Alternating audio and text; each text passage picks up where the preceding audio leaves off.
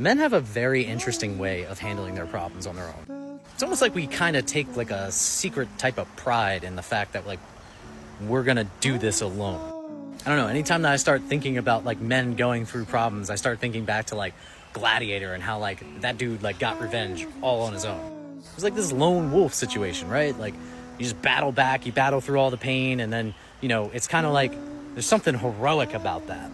And I say all of this because I was this guy.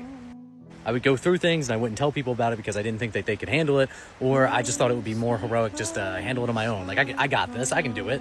Kind of like when you grow up and you're playing sports and you get injured on the field or whatever, and you're just like, you're hurting, but you're like, you know what, I'll just rub some dirt on it, I'll just rub it off.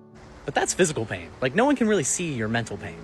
Unless you're like my father, and then he thinks that he can just, you know, bottle his emotions up, put it in a drawer, and like tuck it way back in the back over there and just like never touch it. But the thing is, I used to think of this too. Like, you just kind of don't talk about it. You just kind of bottle it up. Everything just goes away. Well, it doesn't. The thing that you do is you start taking it out on other people. And I personally didn't start taking it out on other people. What I did was I started taking it out on myself. I couldn't handle it anymore. I started having panic attacks, started having a bunch of anxiety, started dealing with loneliness every single day. It got to a point where I started thinking about committing suicide, to a point that I started mapping it out. I was very much a coward once before, and I did not tell people about my problems until one day I just couldn't take it anymore, and I finally just blurted it out to one of my friends. Next thing you know, everything that I was worried about, everything that I was going through, pretty much instantly went away. All of a sudden, I didn't feel so alone anymore. I didn't feel like I was just going through something completely alone. I felt like a connection with a friend, and then I started talking to my family about it. And then it turns out, hey, they've been through similar things before. What I do think is courageous is you working up the courage to talk to people about your problems. Now more than ever, we don't need lone wolves in the world for men. We need men to be brothers with other men. We need brotherhood. We need connection. We need to be there for men all year round. It is something that we struggle with all year round. Not just in June, we struggle with it all the time. You should be discussing your problems with your friends more. You should be opening up to your friends more.